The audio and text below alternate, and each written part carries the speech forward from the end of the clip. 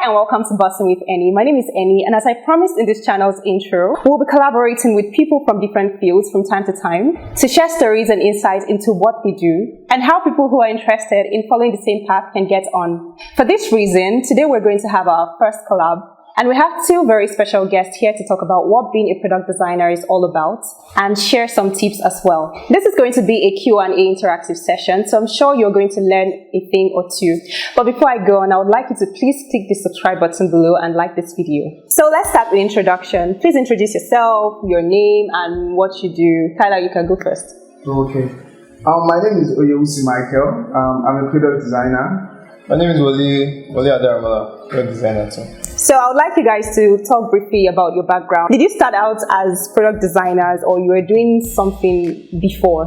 I studied architecture in school. Along the line, I was a graphic designer. Okay, how about you? I've always loved art. When I was little, I used to draw comic and sell to people. When I told my dad I wanted to be a designer, an artist actually, it was like, no, none of the songs ever did that. Like, why don't I want to be a doctor or an electrical engineer or work like that? I give them money during their time. So in my head, I'm like, why not? This is what my dad wants from me and he knows best. So let me just do what he wanted to do.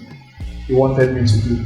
So I went to the university. I studied engineering for 5 years, but I didn't really enjoy what I was doing. I wasn't really enjoying. I was struggling with it, so I just decided, let me just transition. So I started business with my guys, and the business was booming, but we needed someone to design. So I think that was actually when I decided to now go back into that design. What kind of business was it you started with your guys? So we're just trying to solve student problem then. So we knew students had lots of problem, accommodation, getting food, just selling their stuff and buying stuff. So we decided to create a platform that allows students trade goods amongst themselves, order food and get it delivered to them, or rather than them searching for hostels that they would stay, and all they just do is go on the site, pick the one they want and come for inspection. So it was just more of making life easier for them. That's innovative. So is that still existing? No, not at the moment. During lockdown, we had to close up because the school was on strike, nothing was happening, so we just had to close up the business. So can you briefly talk about why you left what you're doing before and what led you to product design? I think Tyler already talked about that briefly, so over to you. I was doing graphic design with one of my friends, and we also wanted to start this design studio, with 2 other people. From 200 level to 400 level, I was doing graphic design by the side and architecture. Architecture, everybody knows, it's really hectic and killing. After masters, when I started working as an architect in this company, I had a very bad experience there, to be honest. I stayed there for 3 months. I hopped to another one when I was doing my NYSC, yes. I thought it was good. It was far. The first 2 months we were alright. But then the next 4 months, it was shaky bands I was seeing there. So I left there 6 months ago. Right. So it was just, I don't know if it was God just showing me signs that just leave this thing for now or something like that. During the pandemic, it was even Tyler and I, right? We just said, okay, let's start learning product design. That was the next step that I wanted to do from graphic design. And then since then, yeah. That's how you landed in product design. Wow. Do you have something to say about what you studied and the whole profession around it and what you did not like? What I don't like about what I was studying is just the technical part. I'm not just that guy that carries big engines or just short wires. I'm not that kind of guy. I wasn't just enjoying it, so I was looking for either to own a business or to go into something I enjoy doing, and which was product design. So I think during lockdown, we've been doing design before now, but we needed to make impact with our designs and still make money. Yeah. So that was why we decided that, okay, I think this is the next step for us. The funny thing is, we even had this 100, I think it's 100 UI. Yeah. So we started every day we're doing design. And I was even going a step further to animate my own. Be you guys are doing so well. But deep down, I know that I know nothing. I just know how to design and how to make it move. So yeah, that was just the beginning of the whole thing. So, what did you do to ensure a smooth career change, and what did you have to do to secure a job in product design as far as you are moving from something different into product design? For example, did you have to acquire a skill, or did you have to like join communities, or did you have to take courses? Coming from architecture, right? And architecture majorly is still user experience in a way, right? The idea, right, wasn't like so far apart from me when I said learning. So what I started with was start the 100 days UI challenge. Yeah. Right. So product design is just UI UX, learning the design part and also learning the experience part. And that's like where the thinking comes in. So I had to like take a course for that. Yeah, I had to like read some books and also follow some people that already knew stuff, so that like when people on Twitter they'll just start posting stuff about UX, and all of that. That Twitter thing, I think it was like a big deal for design people or tech people. I don't know. Yeah, because information. They just have like their information there on Twitter. Information just flies. Like you just see someone who just posts probably like a question: how do you guys handle this kind of thing, right? So me, I'm just learning. So what I'll just do is just probably enter into the comment section, see people's answers, like their reasoning and all of that. Yeah. Just like tap from that, read blogs like Medium, right? Oh yes. Okay, I think I had to join the community. That was like Tyler was one that led me to that community. The WhatsApp group. Yes, one WhatsApp group, right? So just a bunch of designers. Just sharing, bouncing ideas off each other and all of that. Dropping your work for people to criticize and all of that, yeah. Looking for a job, right, wasn't the easiest. I think what helped me first is after 4 days of the 100 days of challenge, I just posted the four works, like for those different days on Twitter. And then someone reached out to me that, hey, he has this stuff that he wants to design and all of that. Yeah. And that was the first gig. The first job, I think, was like one entry level role. I stayed in that place for like a month. Huh? A month. It was an entry role. Job hoppers. Yeah. Quick interception. Would you advise someone who is just joining a company to move on to another company in just a few months of being with the first company? Maybe they have better benefits, or maybe the first company is toxic, or would you advise them to stay for maybe a year or two to learn, just to get very familiar with that company and how it operates, so that it's not like, okay, they are trying to, jump from place to place and, they won't really learn much like that. To be honest, it depends on the person and the situation. Some people can endure long suffering and don't. What about you? No, I mean, there's no reason why I should do that, because even at that time, right, I already learned for a while. Right? So I didn't even think I was in that level anymore. I was supposed to stay for 2 months, then that's probation, right? And they now increase it. So I asked what they were going to increase it to. It was not even matching what the company was offering. So there's no point. Just hop. I've actually been in this situation where I was working with a boss and it wasn't treating me the way I wanted. So I've made that vow, like, even no matter how much you're paying me, the moment that you start treating me like I'm shit in your company, then it's just time to move on. And that's why I'm grateful about this whole tech industry. There's a lot of work. You can quit one now and find another one. You hear that? There's a lot of work. Regular banker, accountants, roles that that if they call for one role now, you see 500 people, 1,000. Yeah. If you actually want to just go on the ladder and start earning, increase your finances as a designer, what you need to do, but it's not an advice, but what you need to do is up from one job to another. What's the minimum duration you think a person should stay in a place before hopping to another place? 2 days. No. But after the second month, they will start showing their true color. So by then, you know that you start calculating. If you are in a company that you're learning, you're growing, and the money is fine, can sort your bills, then you can stay. And you get, so you don't have to leave because you're trying to. That's even madness. Yeah. So, but you can only move when you feel you're not treated right. You're not seeing any value to your work. Yeah, they're not even paying you as much as. To be honest, the payment's not worth it. It's relative because For me now, you can be paying me a particular amount. It's not as much as that person is getting, but I'm still getting the satisfaction. I'm learning. Value. So there are a whole lot of things. So, but eventually, as you spend more time doing it, money will come. That one is certain. This jump from one place to another, right? Job hopping. Yes, it's only happen if you've like honed your skill. Yeah. So if you are just following the crowd, like saying, you just hear your friends say they're treating him anyhow, they left the job and all of that, and that you know that friend is better than you. And you don't follow him. Well, let me help. No, you find job. Nobody's going to. True. People that job hop have levels, they know what they have and they know what they can offer, so they can actually dump you and they'll still have an opportunity anywhere. But you don't have anything to offer, you want to job hop, not gonna work.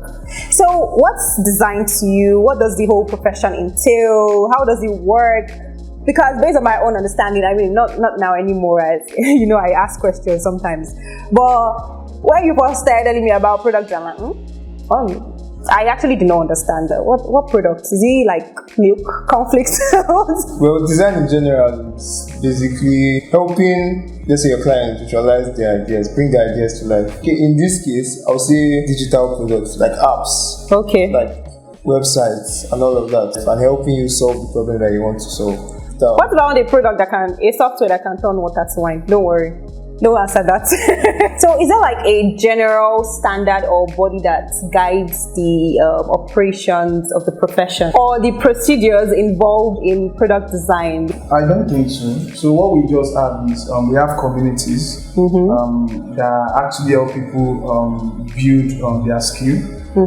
You have places you can actually learn things about design, and then if you go on YouTube, you see plenty guidelines. Do this, don't do this, but there is no. I don't think there is an organization. No. We have design system that helps you build products, like helps you define some particular things, component, and all. We have some rules that you can also follow. There's like a whole lot of freedom. So an example is, imagine you open an app.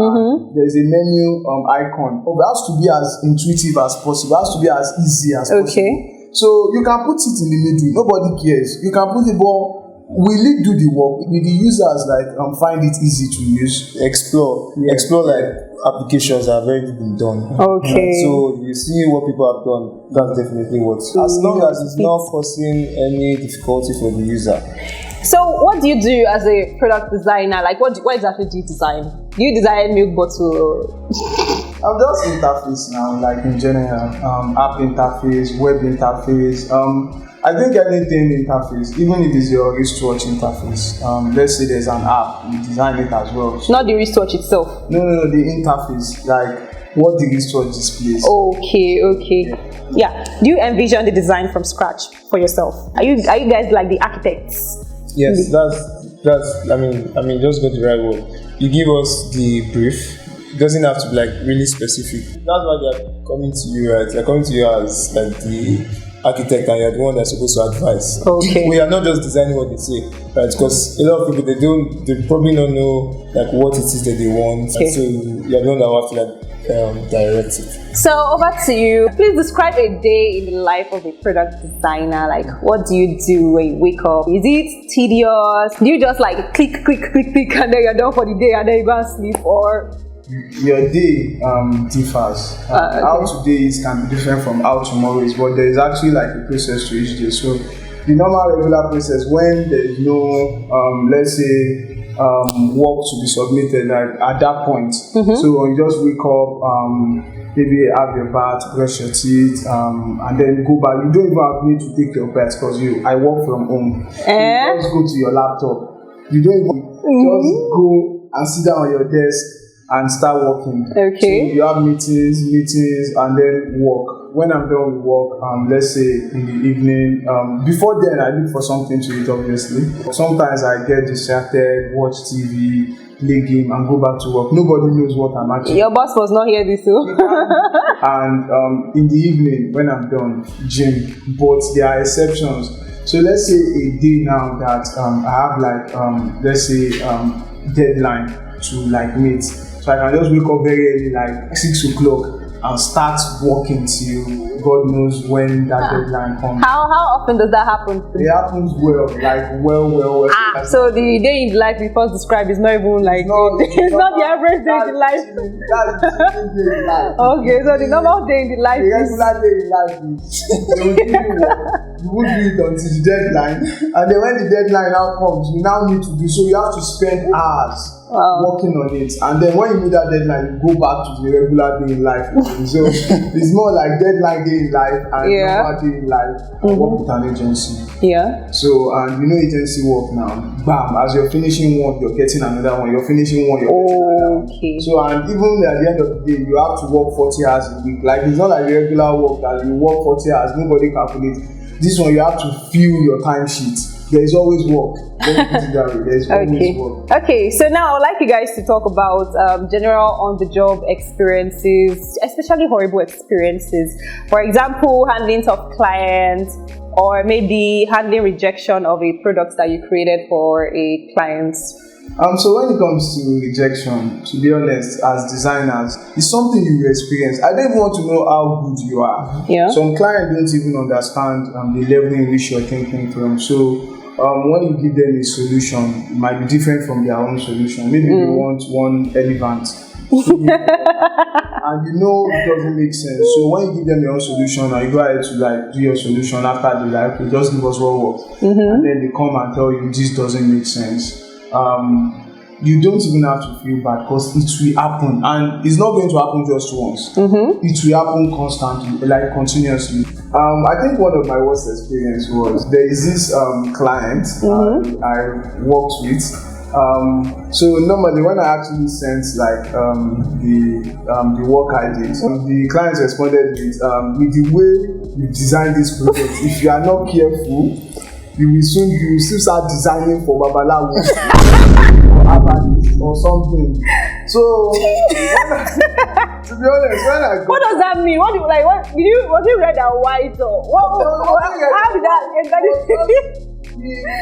The girl that sent me the brief just said, okay, add this here, add that here. So it wasn't like a clear brief. So I just did what she wanted, and then we shared it with the client, and the client was like, if you are not careful, you will design for our values. That's so mean. So to be honest, when I saw it, my hand was just shaking on the phone, like, what is this? And then I started doubting myself that, is this actually my career path? Oh my God. But then I took off from there and I'm like, this is not even my own fault. And then I took the feedback, I moved on. Someone started the design, then I was gotten to do it. Okay, it was like, I like it, blah, blah, blah. Just change this here, just change this here. Then come back another season, I don't know. They say, I don't like what you designed, blah, blah, blah. But you just say you liked it. Okay, I want to follow what it is that you want me to design. I follow your design thinking and everything. Doing it exactly how you want it. And you are loving it, giving all the kind of praises and all of that. They now come back again and say, what have you been doing? Maybe instead saying other design and say, this white is actually fine. And like, this cream, no, I don't want this cream. That's job creeping, because if he had approved it the first time and he's saying another thing second time, it's job creeping and you're supposed to charge him extra for that. So that's what he was just doing over and over The again. job creeper. That means you're not even sure of the direction. Exactly. Right, just changing things down in it. Some people don't know how to give constructive feedback, but this one is not feedback. This one is insult. But I mean, the only thing that helps, right? You know they've praised you. You know you've done good work. Yeah. And this same person has praised you. So you just look back at that. You know you're not bad. So whatever the person is saying now is a lie. So if you could change something about how designers are being perceived, or anything that's generally practiced among designers, what would it be? I think it's just a stereotype. Normally, most designers work remotely, and our neighbors just see us that, this guy don't go to, like, he doesn't go to work. He doesn't, he's, let's say there's no light switch on the gen, he uses gen 247, so probably he's a Yahoo boy. Just he's a fraudster. Yeah, he's a fraudster. So when they see designers that, how can you be making this amount of money when you're not into politics? And it's just something I would like to change. Like, not every youth out there carrying a laptop is a fraudster. Yeah, and I think it's in Nigeria because we've not really gotten very accustomed to the 21st century kind of occupation. People are still used to wake up 6 a.m. in the morning, enter traffic, go to work. That's kind of yes still. But I think as time goes on, as it's becoming more popular, maybe in the following years, maybe in like 10 years, they'll be used to it. Well, the thing is, I care less these days. So whether you think I'm a Yahoo boy, it doesn't concern me. I just do it and I live my life. Tech bro for life. So can you share some of the tips or hacks that you've gathered over the course of your experience? Maybe some things that you wish you knew as a beginner designer. Maybe, for example, time management hacks, or working optimally, or coming up with design. Any hacks that you've learned? Well, first is having like your own process. You have to like find the process that works for you best, your own timing too, and also trust like your process of learning, not just thinking that you move from one point to like a very high point. Like just trusting every single stage. Okay. Right, first, reading, networking. Networking is actually really important. At this point, putting out your work there. Let's say joining communities and all of that, giving feedback, trying to receive feedback. So would you recommend anyone following that career path as a product designer? Like, do you think it's still very relevant? Are they compensated fairly? Are people still taking it seriously enough to want to join? To be honest, my advice to young people, even old people, join tech. I'm speaking based on now monetary value. Tech can actually make a lot of money. So the more time you spend on it, the better you become. So left to me, I feel tech is now and the future. Design is what I have learned. There are still other many other aspects. Tech. And I would advise anybody, any day, anytime, to learn design. And the thing about tech is that you don't even have to find jobs in tech companies alone. Almost every company needs a tech skill, right? So that's why there are jobs everywhere. It doesn't matter. So whether you're in school, you finish, you pass. Nobody cares about what you finish. Exactly. They only care about what go to school. But go to school though. Yeah, you need to go to school. Yeah. Go to school school is not just what you learn in school, it's about the experience. Yes, it is. So go to school and then come out. Whatever you finish with doesn't matter in tech. Nobody even asks you for your CV or anything. They just, let's see your portfolio. It makes sense. This guy is good. So what would you say are some of the best places you can find jobs as a product designer, both as a freelancer and an employee, especially for foreign companies? The most popular one, that's LinkedIn, right? Then I'll say social media, Twitter, just posting your works, using hashtags that are relevant to design, right? Just because of the reach, right? Then probably mentioning people that designers maybe are prominent in the space. Yes, and all of that. I think it's usually a bit difficult, most especially when you're starting.